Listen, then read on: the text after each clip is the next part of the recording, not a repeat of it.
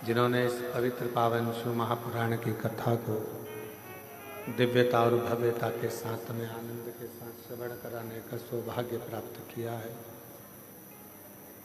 और तेरी कृपा एक भी लेते हैं श्वास तेरी कृपा से तनु तनु बखान क्या करूं मैं राखों के ढेर का चपटी भगोत में है खजाना कुएं का हे रंगधार मोती बार ओमकार तू ओमकार तू आयो शक्ति शंभु तू। शिव कथा कर रही है भगवान शंकर का चरित्र। शिव महापुराण की कथा वर्णन कर रही है, शिव तत्व कह रहा है। गुरु पूर्णिमा का ये पवित्र पावन अवसर और ये पवित्र कुबेरेश्वर बाबा की पवित्र भूमि, जहाँ पर बैठकर आप और हम सभी कुबेरेश्वर बाबा की इस पवित्र धरा पर बैठकर भगवान शंकर की पवित्र कथा का लाभ ले रहे हैं, शिव महापुराण की कथा को श्रवण कर रहे हैं।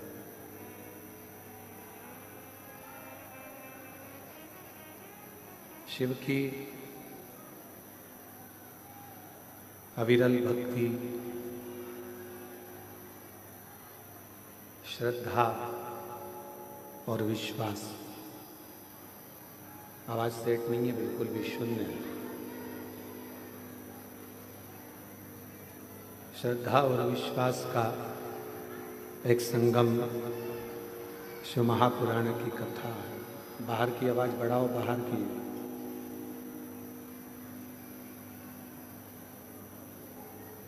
और ये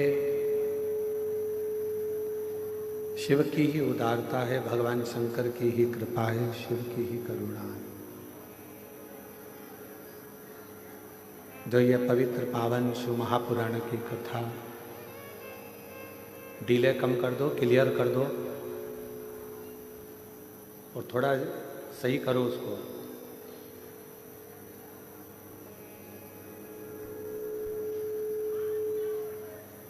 भगवान शिव की ही कृपा, करुणा, उनकी उदारता, उनकी दया है, जो ये पवित्र पावन शिव महापुराण की कथा आप और हम सब शिव गुरु शिव महापुराण की कथा को श्रवण करने के लिए बैठे।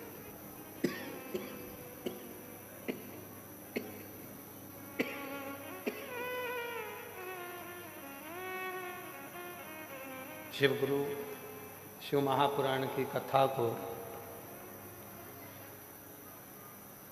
ग्रहण करने के लिए, उसको श्रवण करने के लिए बैठे हैं।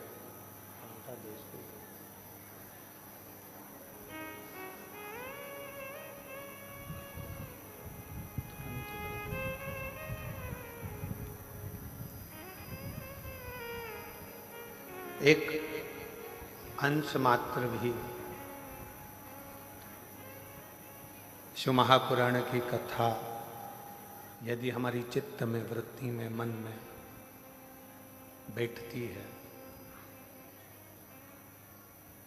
तो स्वयं तुमरुका जी चंचूला देवी से कहते हैं कि इस कथा का जो तत्व है, इस कथा का जो रस तत्व है,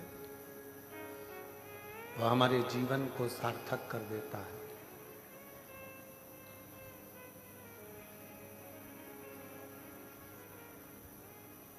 एक स्त्री के लिए, एक नारी के लिए, एक स्त्री के लिए उसका सबसे बड़ा गुरु उसका पति होता है।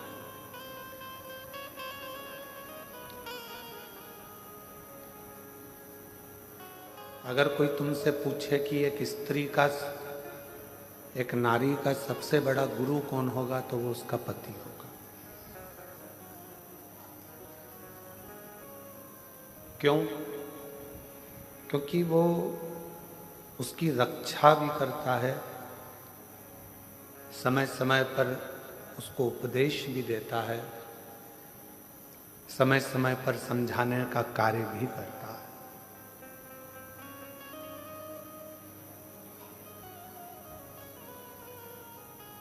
पर यदि कोई गलत व्यसन में डूबा हुआ है, गलत तरीके से व्यवहार कर रहा है, गलत मदिरा का पान कर रहा है, गलत विचारों को रख रहा है, गलत सोच को रख रहा है, गलत विचारों को अपने भीतर रख रहा है, तो फिर वो श्रेष्ठता नहीं, फिर वो केवल एक पति हो सकता है, फिर वो गुरु नहीं।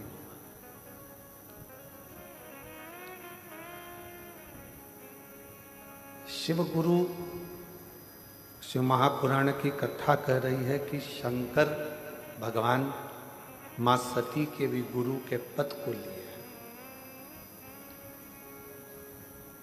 शिव जी ने मां पार्वती जी के भी गुरु पद को लिया है। और जैसे एक गुरु समय समय पर उपदेश भी देता है, तो परीक्षा भी लेता है।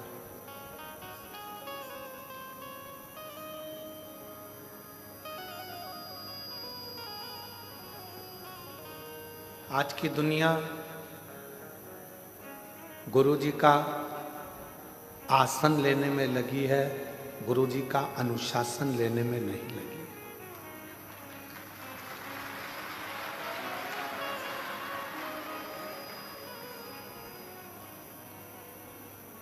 आज के ज़माने में ये सोचा जाता है कि गुरु का आसन कब खाली हो, गुरु जी ऊपर जाए और हम आसन पर बैठ जाएं।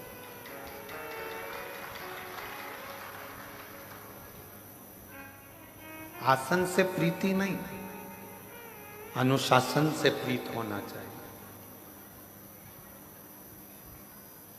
यदि गुरु जी के बतलाए हुए अनुशासन पर आप चल रहे हो, गुरु जी ने कह दिया कि ऐसा मत करो, मत करो। गुरु जी ने बोल दिया ऐसा करो, कर।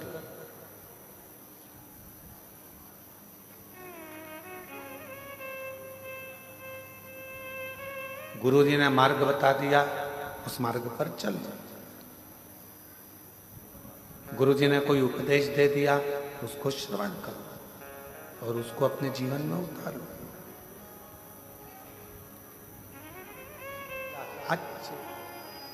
गुरु के अनुशासन पर नहीं चलता।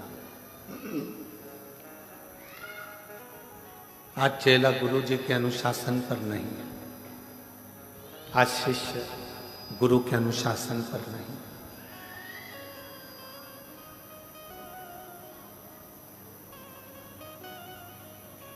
आसन जब गुरु चला जाएगा, गुरु जब देह तो त्याग देगा, देह का त्याग कर देगा, तो आसन तो किसी को भी मिल जाएगा, सिंहासन तो किसी को भी, ये चल रहे हैं,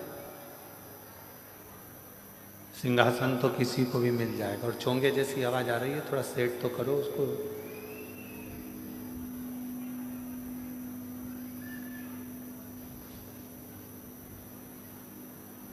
आसन किसी को भी मिल सकता है, किसी को भी प्राप्त हो सकता है,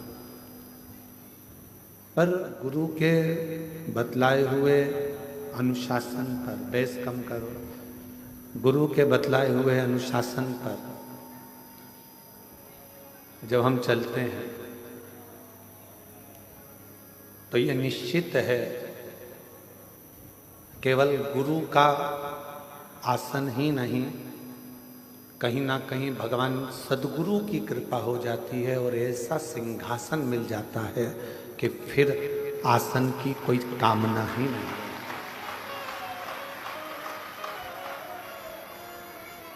फिर आसन की कोई कामना नहीं।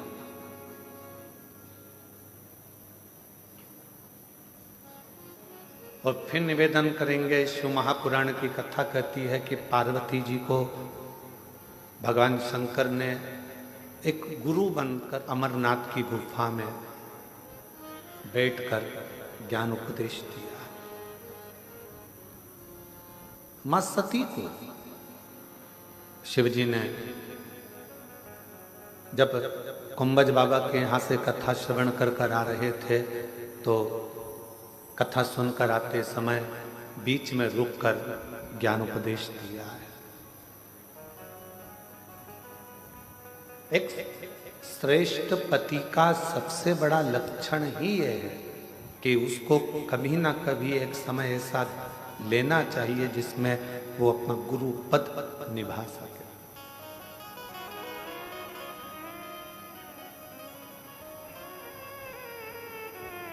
वो अपना गुरु पद निभा सके। और यहां तक कहेंगे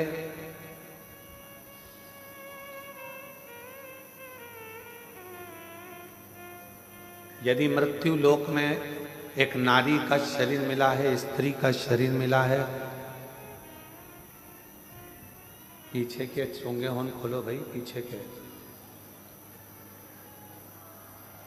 अगर नारी शरीर मिला है, स्त्री का शरीर मिला है, तो इतना जरूर कहेंगे कि नारी के शरीर में अगर ये शरीर आपको स्त्री का मिला है तो नारी के शरीर में एक घर की सास के, घर के बुजुर्ग के और एक पति के चरण छूना चाहिए। बाकी के जगत में कोई भी हो, किसी के नहीं छूना चाहिए। कोई अच्छा विद्वान संत होगा, विद्वान गुरु होगा तो अपने चरण कभी नहीं छूने देगा।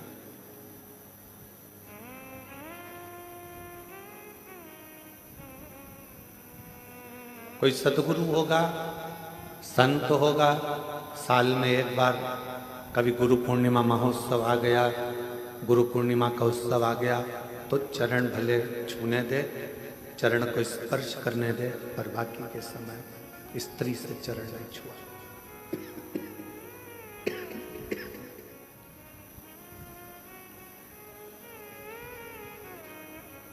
पति को गुरु मानना,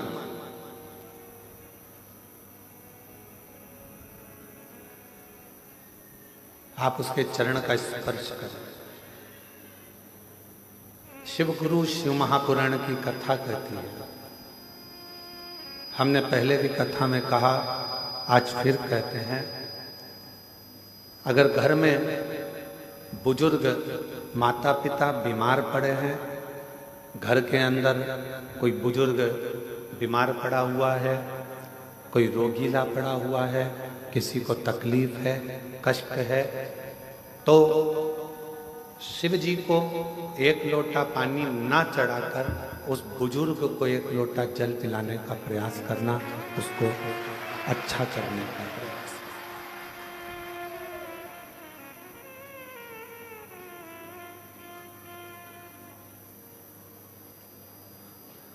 आज के जमाने में सबसे बड़ी परेशानी एक ही है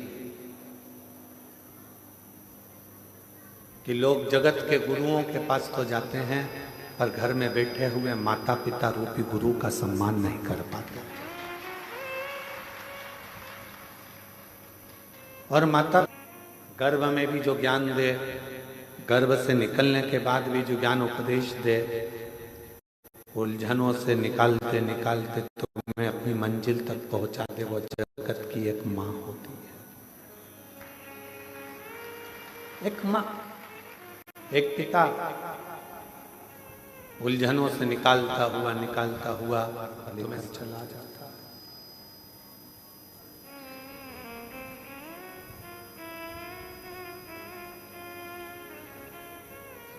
कई लोग कहते हैं कि बताओ, उनकी बहू ने हमारे पाँव नहीं छुए, उनकी बहू ने हमारे पाँव नहीं पड़े, चरण प्रणाम नहीं करा। जेठ के पाँव छूना है, थोड़ा दूरी से, चरण का स्पर्श नहीं होना चाहिए। नंदोई के पांव छूना है, चरण यहाँ है, थोड़ा दूरी से, चरण का स्पर्श नहीं होना चाहिए।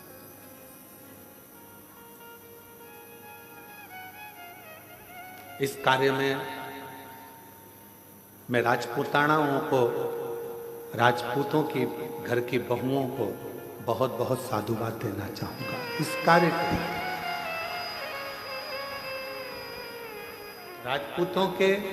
राजपूतानाओं के घर की जो बहुएं होती हैं, राजपूतों के घर की जो बहुएं बेटियां होती हैं, सिर पे पल्लू लेकर अगर किसी के चरण भी छूना है तो अपने पल्लू का एक सिरा लेकर जमीन को रखकर जमीन को ही वो प्रणाम करते हुए उनको नमन कर लेती हैं, खम्मा घड़ी कर लेती हैं।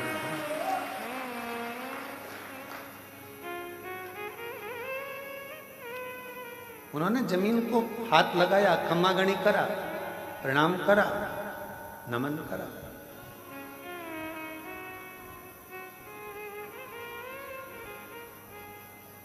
ये हमको संस्कार प्राप्त होते हैं।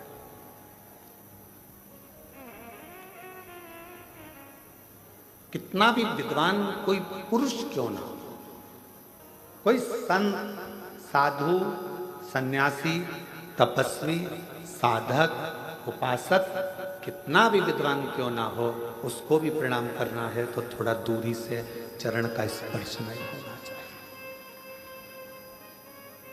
एक पति, दूसरा परमेश्वर, उसका चरण का स्पर्श तुम कर सकते। चरणों को छुओ, पर किसके?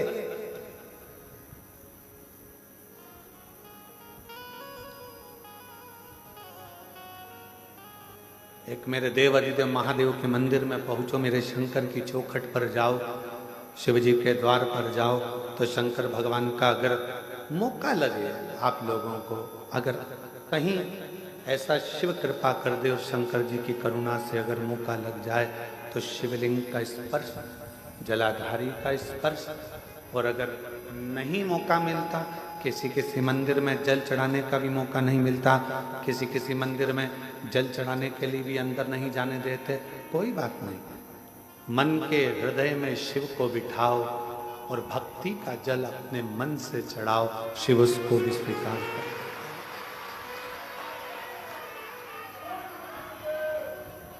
भक्ति का जल हृदय से शिव स्वीकार करते, और यदि भक्ति नहीं है तो फिर वो तुम्हारा जल चढ़ाना व्यर्थ। और कितना सुंदर शिव महापुराण की कथा कहती है कि नियत, नीति और नियम, ये तीन चीजें हैं। एक है तुम्हारी नियत, दूसरे नंबर पर है नियम, और तीसरे नंबर पर है नीति।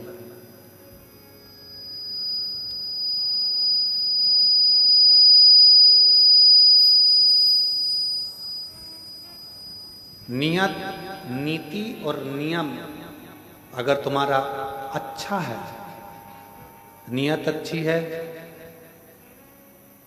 तुम्हारी नियत ऐसी नहीं है कि इससे काम निकाला बाद में लात मार दी, काम निकाला और बाद में धक्का दे दिया। अगर तुम्हारी नियत और तुम्हारी नीति, मतलब नीति से मतलब है कि तुम विचार कर बैठे हो कि मैं खुद भी गलत नहीं करूंगा और दूसरे को भी गलत नहीं करने दूंगा, तो ये तुम्हारी नीति श्रेष्ठ है। एक नियत को श्रेष्ठ रखिए, दूसरा नीति को श्रेष्ठ रखिए, और तीसरा नियम। अपने जीवन में एक नियम अवश्य,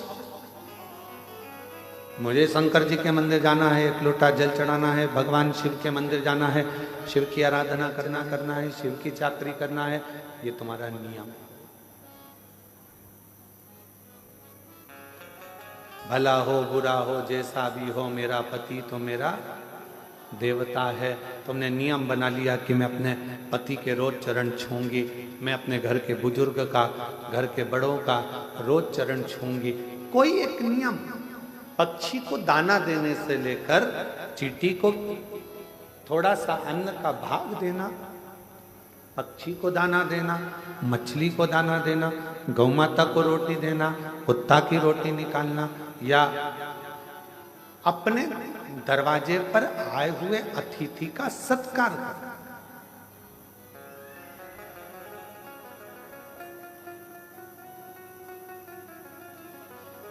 आप लोगों ने एक शब्द सुना होगा, अतिथि देवो भव। क्या कभी आप लोगों ने विचार करा कि हमारे यहाँ अतिथि को भगवान का दर्जा दिया गया है?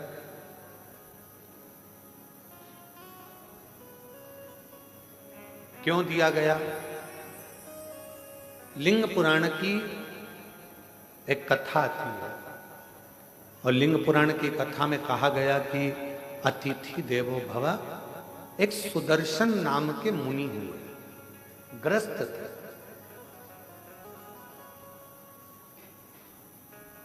और सुदर्शन मुनि ग्रस्त आश्रम में रहने वाले अपनी पत्नी, अपने बच्चों के साथ अपना जीवन आनंद के साथ जीते थे। आप जितने बैठे हो, जितने भी यहाँ पर पुरुष बैठे हुए हैं, जितने भी पुरुष टीवी पर कथा सुन रहे हैं, मोबाइल पर सुन रहे हैं, या इस कथा के पंडाल में बैठकर कथा सुन रहे हैं, जितने भी कथा सुन रहे हैं, तुम भी एक मुनि हो। तुम भी कोई साधारण व्यक्ति नहीं। घर में रहने वाला भी एक संत होता है, घर में रहने होता है, घर में रहने वाला भी एक ऋषि होता है। इसलिए उसको ग्रस्त मुनि कहा गया है, ग्रस्त ऋषि कहा गया है, ग्रस्त संत। एक ग्रस्त संत। ये जितने पुरुष बैठे हैं अपनी अपनी धर्म पत्नियों के साथ में, या अन्य आए हुए बांधव जितने भी बैठे हुए हैं, जितने पुरुष गण बैठे हैं, आप सब संत हो, ग्रस्त संत, ग्रस्त साधु, ग्रस्त सन्यासी, ग्रस्त तपस्वी।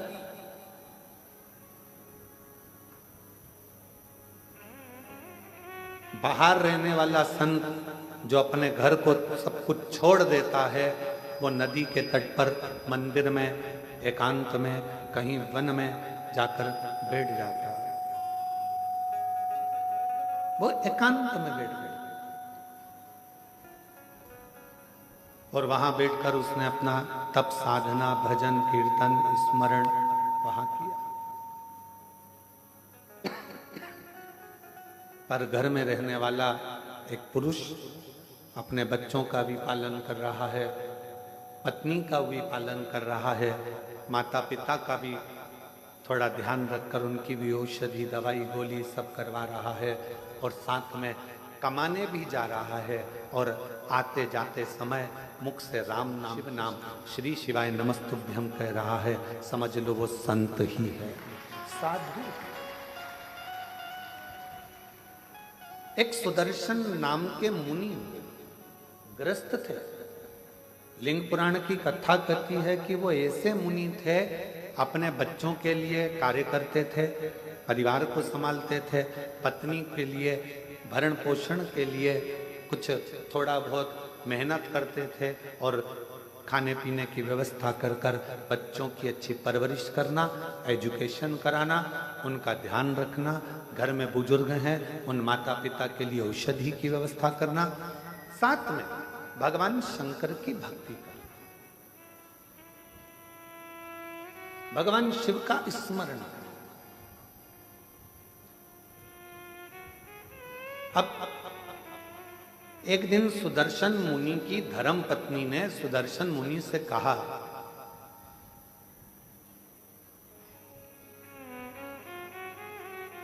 कि मैं बच्चों में व्यस्त रहती हूं, बच्चों की रहती हूं, मैं भगवान के मंदिर नहीं जा पाती हूं, भगवान का भजन नहीं कर पाती हूं।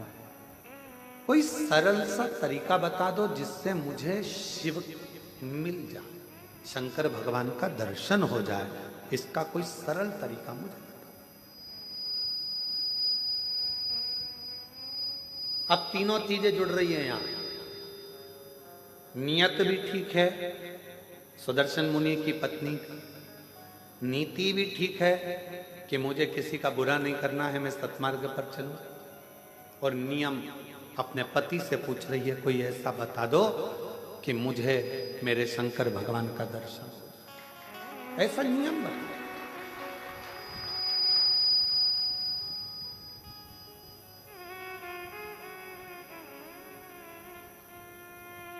कोई ऐसा उपाय हो आपके पास में जिससे शंकर भगवान का मुझे दर्शन हो, वो उपाय बताओ। सुदर्शन मुनि ने कहा कि तुझे बच्चों से फुर्सत नहीं, दिन रात तू व्यस्त रहती है, भोजन बनाती है, माता पिता को खिलाती है, परिवार में रहती है, बच्चों की परवरिश करती है, थक जाती है, तुझे मैं क्या उपाय बताऊं। पर पत्नी ने जिद पकड़ ली, कोई ऐसा उपाय बताओ मुझे कि मुझे शिव मिले। तब सुदर्शन मुनि ने कहा कि एक काम करो, कोई भी अतिथि अपने घर में आए उसकी सेवा दिल से करना। भोजन मांगे भोजन दीजिए, पानी मांगे पानी दीजिए, उसकी पूरी व्यवस्था करना। एक ना एक दिन तुम्हें शिव का दर्शन जरूर होगा, शंकर जरूर मिलेगा।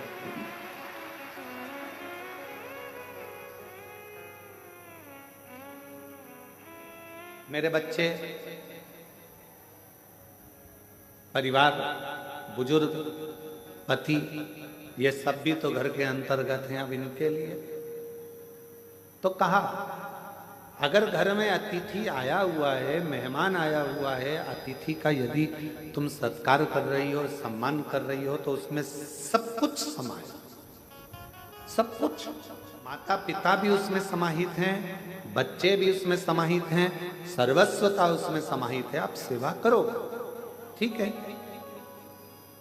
अब सुदर्शन मुनि की पत्नी ने ऐसा नियम बना दिया।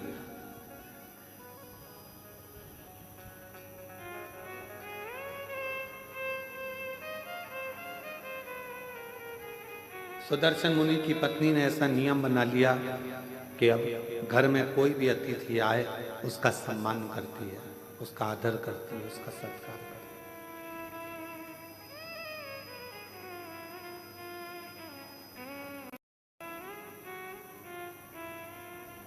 और समय निकलता गया, निकलता गया, निकलता गया। आज शंकर भगवान ने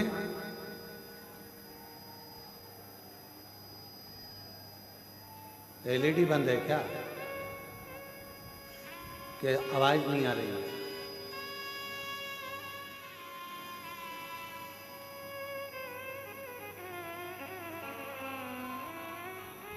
शंकर भगवान ने परीक्षा ली।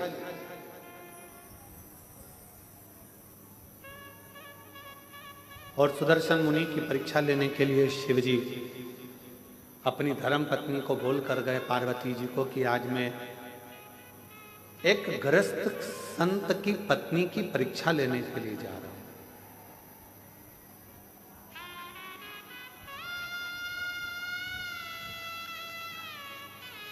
एक जन को भेजिए ना, थोड़ा सा मालूम कर ले। एलईडी है।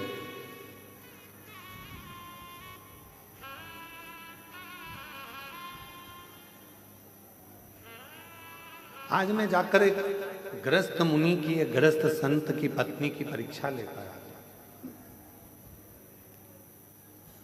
और भगवान शंकर जाने लगे तो पार्वती जी ने उनको रोका। आप जा तो रहे हो, बहुत भोले हो, मैं जानती हूं कि तुम जाओगे और अगर उसने तुम्हारी सेवा करी, परीक्षा में वो पास हो गई, तो तुम कुछ ऐसा वैसा देकर मत आ जाना।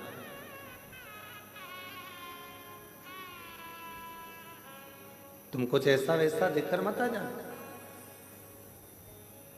तुम जा तो रहे हो, मना नहीं है, पर थोड़ी सावधानी रखना। जिस पत्नी का पति बहुत भोला होता है ना, पत्नी अगर मायके भी लेकर जाती है तो साथ लेकर जाती है, शादी में भी जाती है तो साथ जाती है। जिस पत्नी का पति बहुत भोला होता है तो पत्नी को उससे भय लगा रहता है कि ये कहीं कुछ बोल ना दे, ये कुछ कहीं दे ना दे, ये कुछ प्रदान ना कर दे, ये कुछ ऐसा ना कर दे। उसके सोचना पड़ता, उसे बहुत सोचना, बहुत।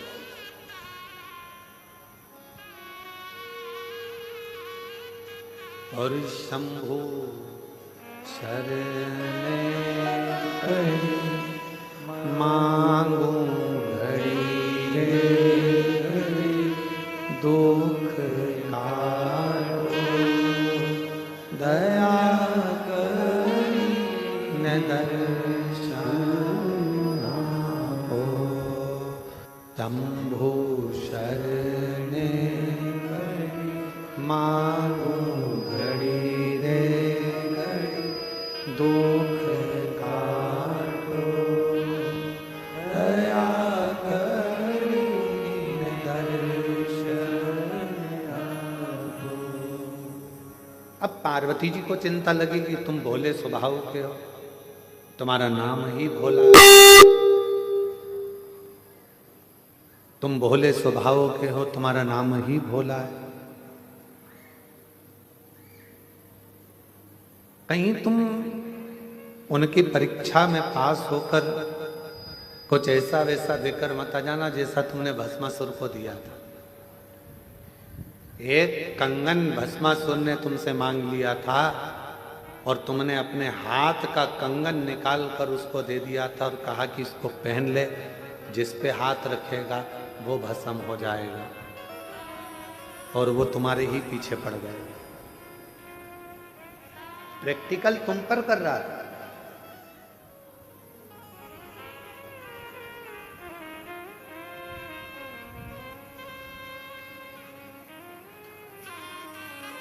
आज के समय में उपदेश देना बहुत सरल है। गूगल पर सर्च करना, यूट्यूब पर निकालना, ढेर सारे मोटिवेशन स्पीच देने वाले मिल जाएंगे, और मालूम पड़ता है कि वो खुद भी डिप्रेशन में पड़े रहते हैं। आज के समय में उपदेश देना सरल है, पर उस उपदेश को अपने ऊपर धारण करना दुनिया का सबसे कठिन काम।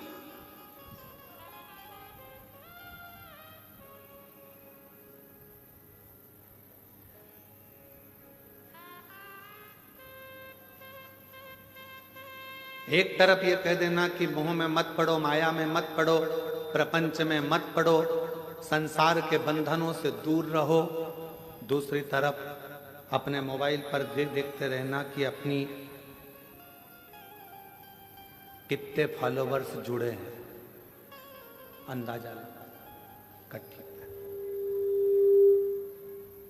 यदि आप संत हैं, साधु हैं, तपस्वी हैं, साधक हैं, उपासक हैं, तो फिर आपको विरक्ति का भाव आना चाहिए, आपके अंदर कामक्ति का नहीं।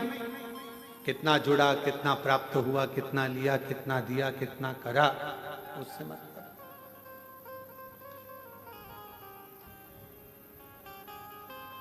और आप सबको आज बड़ी प्रसन्नता होती होगी देखकर कि कुबरेश्वर धाम पर आने वाले सभी भक्तों ने पहले पूर्व में देखा होगा, छोटी सी जगह थी, छोटी सी जगह से उसको धीरे धीरे बड़ा करते करते करते करते धर्मशाला, हॉस्पिटल, अब धीरे से बच्चों के लिए, उनकी निःशुल्क शिक्षा के लिए, उनकी पढ़ाई के लिए गुरुकुल की तैयारी भी चालू हो गई।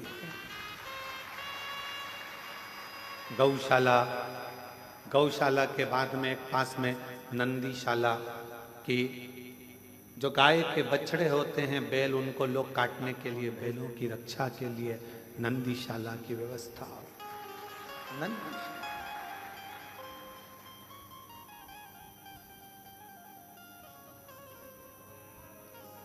एक हॉस्पिटल की रचना शायद 15-20 दिन के अंदर उसकी भी शुरुआत आप लोग एलईडीओं के माध्यम से, आस्था चैनल के माध्यम से देख रहे होंगे।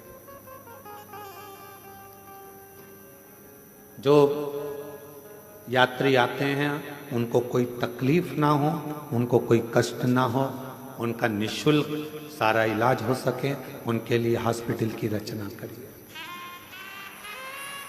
भोजनशाला आप देखते होंगे निरंतर रोज, अभी तो आप लोग लाखों की संख्या में आए हो तो बड़ा भोजनशाला चल रहा है, नहीं तो निरंतर 35 से 40 हजार यात्री शिव भक्त रोज सुबह 10 बजे से लेकर शाम को 4 बजे तक भोजन ग्रहण करते हैं लगातार। फिर शाम को बाबा की आरती होकर खिचड़ी प्रसाद ग्रहण करते हैं। अभी ये कथा बाबा के इस पावन ग्राउंड में हो रही है, प्रांगण में हो रही है। ये पूरा प्रांगण तो आप लोगों की पार्किंग आदि की व्यवस्था के लिए है। इसी के ठीक पीछे जहाँ कथा होती थी वहाँ बहुत बड़ा एक इस टेंट का नहीं, बड़ा लोहे का एक शेड बन रहा है जिसमें लाखों भक्त एक साथ बैठकर आराम से कथा सुनते। आप लोगों को पानी ना लगे, गर्मी ना लगे, उसकी व्यवस्था करते हुए 6 से 7 महीने में वो तैयार हो जाए।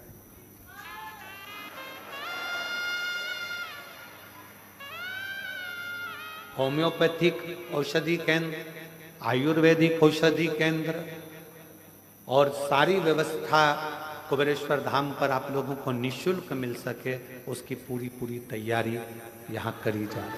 पूर्ण व्यवस्था। लड़की की शादी हो, सूचना दो सीहोर, हमारी बेटी की शादी करना है, 25 लोग लड़के वाले 25 लोग लड़की वाले आए। समिति की तरफ से उसके कन्यादान की व्यवस्था, उसके भोजन की व्यवस्था, उनके विवाह की व्यवस्था, उनके स्टेज प्रोग्राम की व्यवस्था, वरमाला की व्यवस्था, सब समिति कर कर आपको विदा करे। ये व्यवस्था वो भी निःशुल्क। 365 दिन का 365 दिन का 365 दिन चिकित्सा, 365 दिन का 365 दिन शिक्षा, 365 दिन से 365 दिन भोजन व्यवस्था और 365 दिन से 365 दिन आपकी सुविधा के लिए निःशुल्क सब व्यवस्था कुबेरेश्वर बाबा के धाम पर होती रहे। ये मूल है। आपको प्रसन्नता हो कि आपका दिया हुआ दान 365 दिन गौ माता की व्यवस्था, 365 दिन नंदी बाबा की व्यवस्था। तुम्हें प्रसन्नता होना चाहिए कि तुम्हारा जो दिया गया दान है वो कहाँ लग रहा है, किस जगह पर लग रहा है, किस स्थान पर लग रहा है।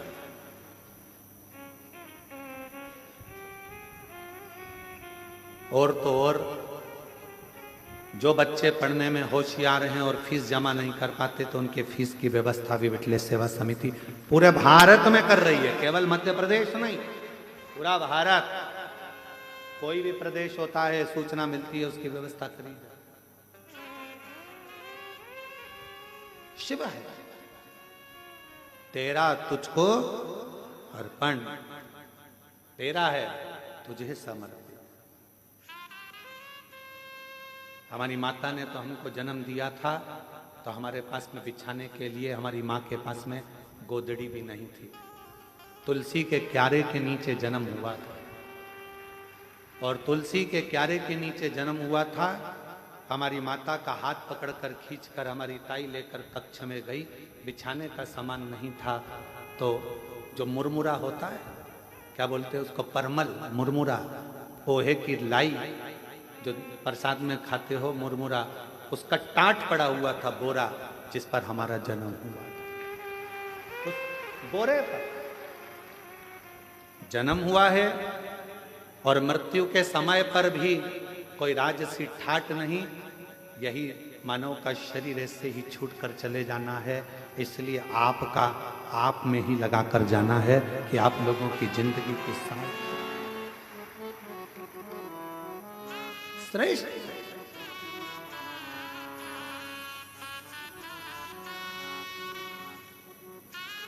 चलाने को विठले सेवा समिति तो रेलवे स्टेशन से कुबेरेश्वर धाम तक बसें भी निःशुल्क चला देते, पर गरीब ऑटो वालों का पेट कैसे भराएगा, उनका भोजन कैसे रह पाएगा, उसका ध्यान रखा, उनका भरण पोषण कैसे हो। स्टेशन पर ट्रेन आए, जब यहाँ से गाड़ियां भेज दी जाए, बसें भेज दिया जाए, चालू हो जाए, परंतु उनका पेट कैसे भरा, 2 रोटी उनको भी मिले, उसका स्मरण रखा।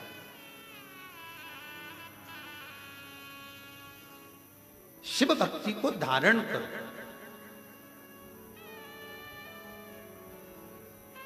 नियत अच्छी रखना, नीति अच्छी रखना और नियम अच्छे रखना। फिर दुनिया चाहे गाली दे, अपशब्द कहे, ताना दे, आड़ा टेढ़ा बोले, उससे मतलब आपकी नीति ठीक है ना, आपका नियत ठीक है ना, आपका नियम ठीक है ना, फिर नहीं सोचो, फिर बिल्कुल विचार नहीं करना अपने।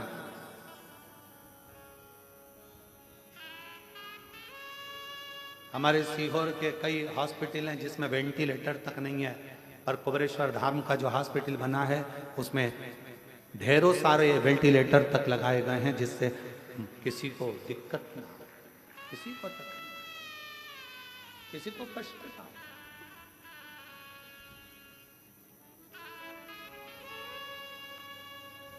शिव शिव है, ओगड़दानी ओगड़दानी शंभु है, शंकर। और कितनी बड़ी कृपा मेरे कुबेर भंडारी की होगी कि एक रसीद कट्टे की एक बुक लेकर आज तक समिति का कोई कार्यकर्ता ना कभी सीहोर गया और ना किसी के गांव गया कि तुम दान देना। समिति के कार्यकर्ता केवल कुबेरेश्वर धाम पर आने वालों, शिव पुराण में आने वाले भक्तों के लिए छूट रहती है, जिसका मन हो दे, ना मन हो कोई बात नहीं, भजन करो, स्मरण करो। सीहोर में कोई नहीं कह सकता कि पंडित प्रदीप मिश्रा के आश्रम से कोई आया और किसी ने एक कटोरी आटा मंगा, चावल मंगा, दाल मंगी या धन मंगा, कोई नहीं। हम तो बाबा के भरोसे चलते हैं। जब वो पाठ कर रहे हैं, सुबह 8:30-9 बजे पाठ चल रहा है और हमारे ललित महाराज आकर कहते हैं कि दूध की जगह छाछ डल गया, कैन भरकर 100 लीटर छाछ डल चुकी है खीर में, उसमें दूध नहीं था, छाछ थी। अब क्या होगा? तो जब वो छाछ को दूध कर सकता है तो वो दुनिया का सारा भंडार भी भर सकता है। हम उसके आश्रित होकर चलते। कल का जब प्रसंग देखा, वहां जाकर जब केवल बाबा का भाव देखा तो आंख से जल बह रहा था कि तू कितनी करुणा करता, कितनी कृपा करता। कब तू दूध का छाछ कर देता है, छाछ का दूध कर देता है, पता ही नहीं पड़ता। ये तेरी, नहीं तो 2 दिन पहले छाछ तो आज की कड़ी के लिए आई थी, आज जो कड़ी बनना थी छाछ उसके लिए थी, और मालूम पड़ा वो खीर में पड़ गई। और तेरी कृपा का क्या है भरोसा, कब किस पर हो जाए, जरा सी हम पर कर दो, जरा सी हम पर कर दो। जिस पर भी हो गई तेरी करुणा कृपा हो, भव पार हुआ, भव पार हुआ। पापी हो चाहे जितना, उसका भी बाबा उद्धार हुआ, उद्धार हुआ। गिद्ध अजामिल गणिका जैसे तेरे मन को भार, जरा सी हम पर कर दो, जरा सी हम पर कर दो।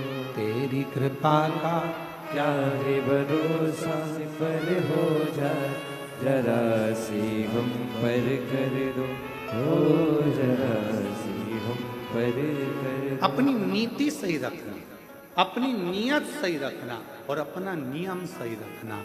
फिर दुनिया कुछ भी कहे, आग लगे बस्ती में, अपन रहो मस्ती में। अगर नीति सही है, नियम सही है और नियत सही है तो परमात्मा भी साथ देता है, फिर परमात्मा भी साथ देता है। सुदर्शन मुनि की धर्म पत्नी ने कहा कि मैं मुझे नियम भेजा, अतिथि देवो, अतिथि का सत शु मिलेगा इसमें, क्यों नहीं? आप कोई भी एक नियम तो पकड़ो, शंकर भगवान को मिलने में देरी नहीं लगेगी। आप पकड़ो एक नियम, ठीक है, अतिथि सत्कार का नियम पकड़ा, और अतिथि सत्कार का नियम जो पकड़ा, ऐसे नियम में डूब गई कि शंकर भगवान परीक्षा लेने चले तो पार्वती जी ने कहा कि तुम भोले हो, दे मत आना कुछ।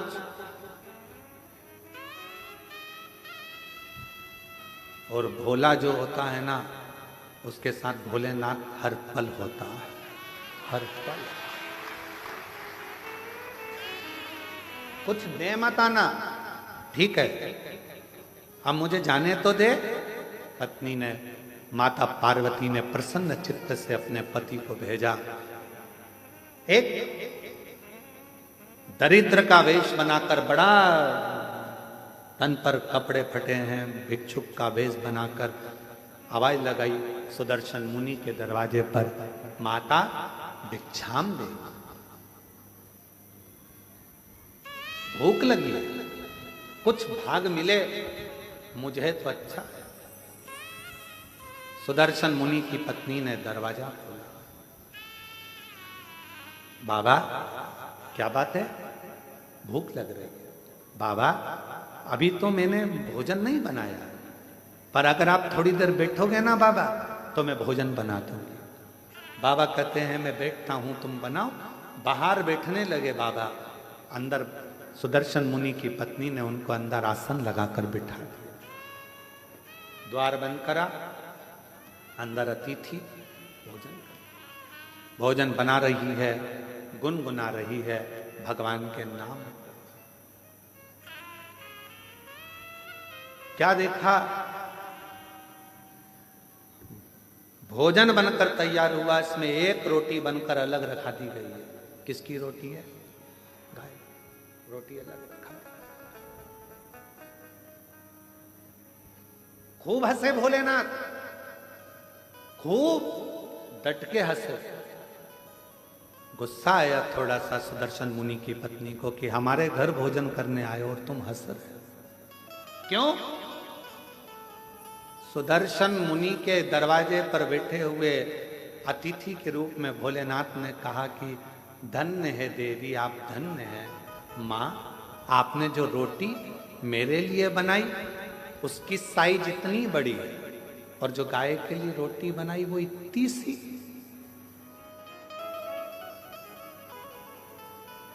होना तो ये चाहिए, मैं 2 पांव से चलता हूं, गाय 4 पांव से चलती है। मेरा शरीर छोटा है, गाय का शरीर बड़ा है, तो मेरी रोटी से बड़ी तो गाय की रोटी होना चाहिए। पर संसार के लोगों ने अपनी रोटी से छोटी रोटी गाय की कर दी है। बोलो, ये गलती केवल सुदर्शन मुनि की पत्नी से नहीं, अपने घर में भी होती है।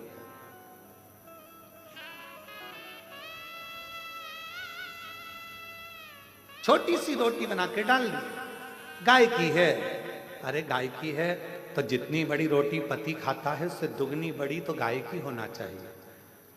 जितनी पतली रोटी तुम पति के लिए बनाती है इससे दुगनी मोटी रोटी गाय की होना चाहिए, क्योंकि उसका शरीर बड़ा है, दिन भर चलती है, दिन भर फिरती है।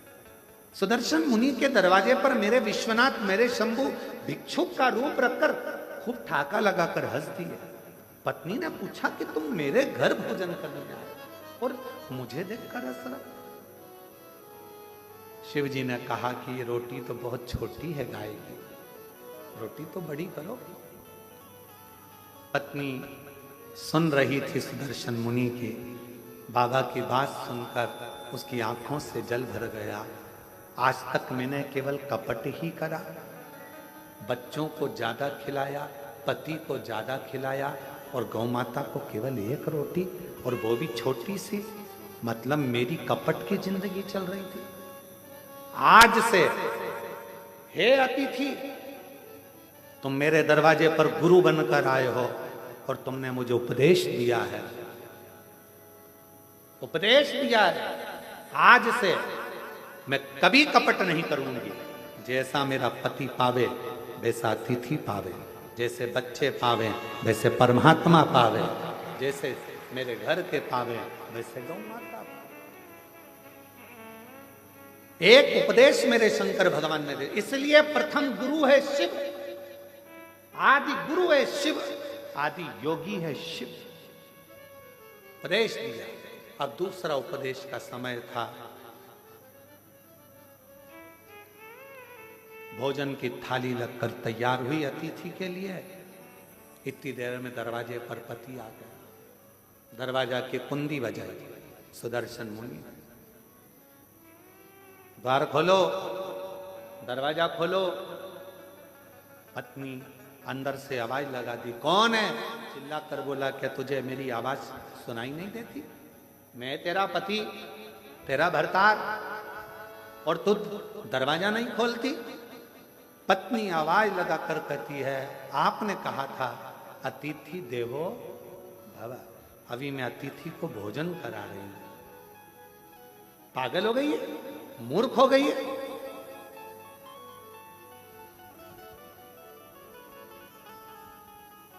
ना जाने किसको घर के अंदर बिठा कर रखा है,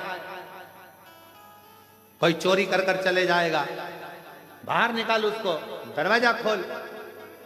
इतने में पत्नी मुस्कुरा कर बोली, मैंने आपसे पूछा था तो आपने कहा था कि अतिथि तो भगवान का स्वरूप होता है, और मैंने आपको गुरु मानकर आपकी वाणी पर विश्वास कर लिया। अब तो मैं दरवाजा तभी खोलूंगी जब अतिथि का भोजन हो जाएगा, प्रणाम कर लूंगी, वो विदा होगा, तब मैं द्वार खोलूंगी, तब मैं द्वार खोलूंगा। शिव ने पूर्ण परीक्षा ली। आज मेरे शंकर भगवान निकलते ही नहीं घर से बाहर। लाओ जरा एक गिलास दूध और लाओ, जाओ। सुदर्शन मुनि की पत्नी दूध का गिलास भर दिया। अब बोले, बाबा मेरे झोले में जो कपड़े रखे हैं वो सारे चल चल के गंदे हो गए हैं, माँ धो दोगी? माँ कपड़े धो रही, 1 घंटा कपड़े धोने में हो। बाबा बोले कि मेरे को पानी पीना है, पानी नहीं। फिर थोड़ी देर बाद बोले, खाना ज्यादा हो गया, मेरा मन कर रहा है 1-2 घंटा आराम कर लो। बाबा सो गया। फिर थोड़ी देर बाद बोले, अब मेरा मन हो रहा है जाने का। इसको तो खुशी नहीं हुई, पर दरवाजे के बाहर जो बैठा था सुदर्शन मुनि, उसको प्रसन्नता हुई, अब दरवाजा खुलेगा। जिस गुरु ने उपदेश दिया था वही डिप्रेशन में पड़ा था, टेंशन। अब द्वार खुलेगा। तैयार हो गए, झोली टांग ली, सब कुछ हो गया, चलने की तैयारी थी। इतने में सुदर्शन मुनि की पत्नी से बाबा बोले, मेरे कपड़े लेकर आ जाओ। कपड़े लेकर आई तो सुदर्शन मुनि के पत्नी ने कपड़े दिए। जो कपड़े दिए तो बाबा बोले, अभी तो ये गीले हैं, जब तक सूखेंगे नहीं तब तक जाऊंगा। अभी गीले हैं, अभी नहीं जाऊंगा। लिंग पुराण की ये कथा है, बड़े प्रेम से अगर आप पढ़ेंगे तो 122 नंबर के अध्याय पर इसको प्राप्त करेंगे। बड़ा सुंदर सा।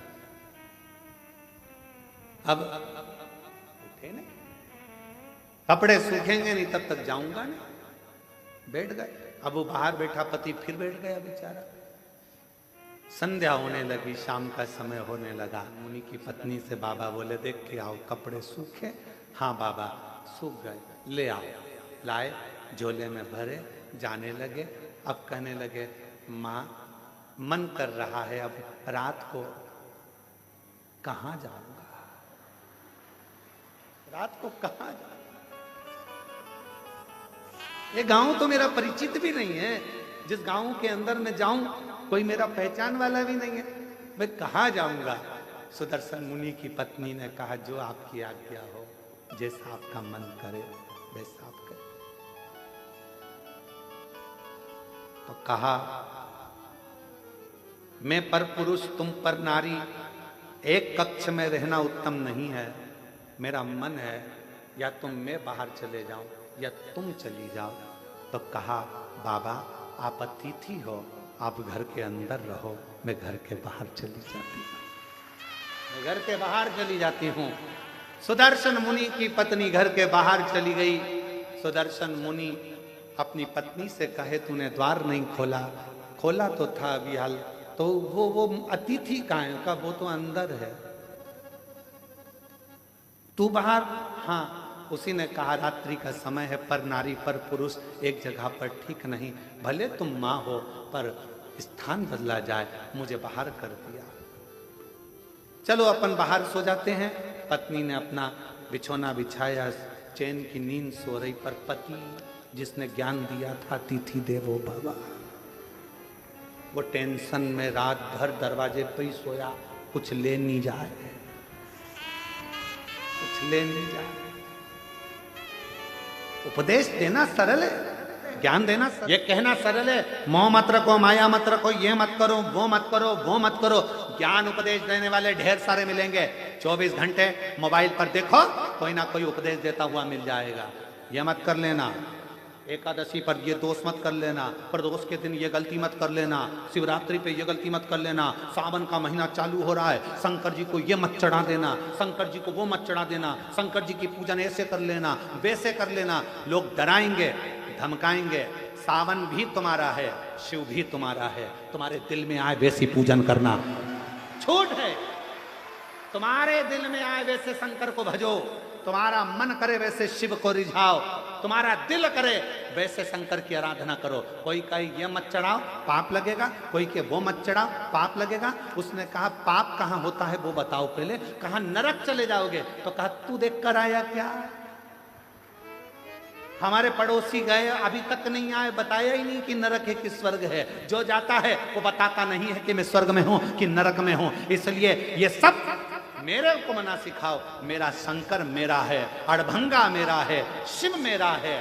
जल चढ़ाऊंगी तो भी मुझे स्वीकारेगा, नहीं चढ़ाऊंगी तो भी स्वीकारेगा, क्योंकि मेरा बाप है, शंकर है, शिव है, उसमें भ्रम नहीं, मुझे भ्रमता नहीं। मैं आडंबर में पड़ने वाली नहीं। कोई ने कहा ये मत चढ़ाओ, कोई ने कहा वो मत चढ़ाओ, कोई ने कहा ऐसा मत करो, कोई ने कह दिया वैसा मत करो, कोई ने कहा ये कर देना तो ऐसा हो जाएगा, कोई ने कहा वैसा कर देना तो वैसा हो जाएगा। अरे हम तो बाबा के भरोसे चलते हैं, हम तो बाबा के भरोसे चलते हैं। आडंबर से भी उपदेश देना सरल है, कहना सरल है, ऐसा मत करो, कठिन है, बहुत कठिन। पति उपदेश दे दिया, अतिथि देवो भव, दरवाजे पर सो रहा है। सुदर्शन मुनि दरवाजे पर सो रहे हैं, कुछ लेकर ना चले जा। दूसरे दिन सुबह धर्म पत्नी के नेत्र खुले, पति के चरणों को प्रणाम करा, दरवाजा बजाया, अतिथि देवो महादेवो, अतिथि देवो महादेवो, दरवाजा बजाया। शंकर भगवान जो रूप में थे, दरवाजा खोला, खोलकर जो पत्नी ने दर्शन किया, ये कोई दरिद्र भिक्षुक नहीं है, ये तो मेरा देव अधिदेव महादेव है।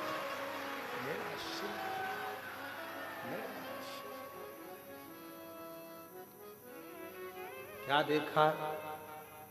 अंदर झांक कर पत्नी ने देखा, पूरा दरवाजा सोने से लदा हुआ था। जिस कक्ष में रात्रि में शिव रुके थे, वो पूरा कक्ष हीरे और पन्नों से भरा हुआ था, अंबारियों से लदा पड़ा। पति को जगाने के लिए पत्नी गई, इतनी देर में मेरा देव अधिदेव महादेव चला गया, शंकर गया।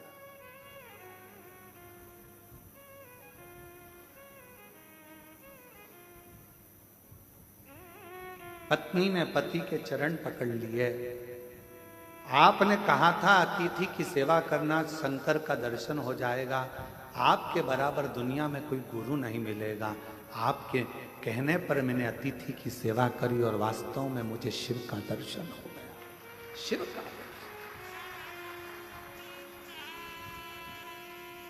मुझे शंकर भगवान का दर्शन हो गया। ये कृपा नहीं तो क्या है? क्या है? मैं नहीं जानती थी कि वाणी पर भरोसा करा हुआ, शिव पर करा हुआ विश्वास एक ना एक दिन सुख प्रदान करता, आनंद प्रदान करता।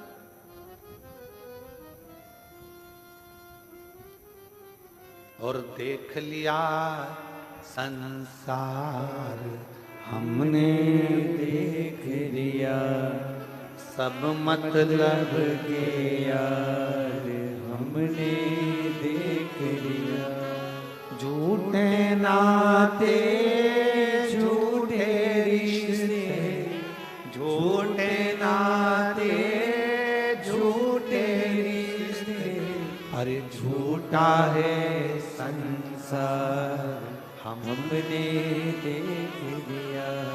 सब मतलब के यार हमने देख